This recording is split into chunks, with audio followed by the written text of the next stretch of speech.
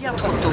Et donc la manif pour tous s'apprête à lancer dans tous les établissements scolaires des comités de parents, vigilance gender, pour veiller très simplement à ce qui va être dit aux enfants, aux supports pédagogiques qui vont être proposés.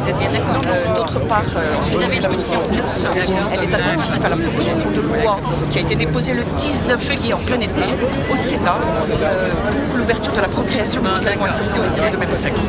Un enfant doit avoir un père et une mère et dans la mesure du possible être élevé par eux, il doit être reconnu issu d'un père et d'une mère, autrement leur filiation est fondée sur un mensonge. Nous refusons donc l'ouverture de la PMA aux couples de même sexe, tout comme nous refusons la gestation pour autrui.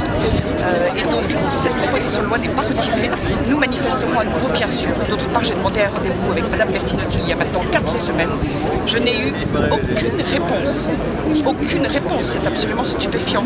Elle a reçu l'association des parents gays, des futurs parents gays et lesbiens, la PGL.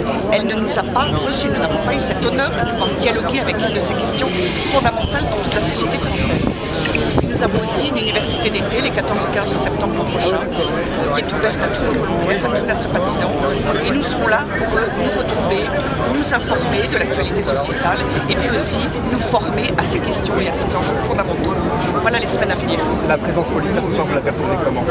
Écoutez, pour le moment, tout se passe dans le plus grand calme. Nous verrons la suite, mais je pense que si nous restons tous, et j'espère que ce sera le cas, s'il n'y a pas de provocation, si les choses se passent dans le calme, la méditation, la réflexion, le silence, comme c'est toujours le cas avec les veilleurs, et que les choses devraient se passer très normalement.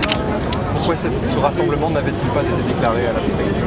Alors je ne suis pas organisateur des veilleurs, je ne saurais vous dire. Ce que je peux vous dire, c'est que d'une manière générale, les veillées à Paris ne sont pas spécifiquement déclarées parce que chacun, c'est pas un rassemblement, il n'y a pas de revendication, il n'y a pas de slogan, il n'y a pas de banderole et ça se passe toujours très calmement. Je crois que les forces de police l'ont compris, je serais étonnée qu'elles aient changé qu'on ait changé là-dessus de politique et de manière d'envisager les choses.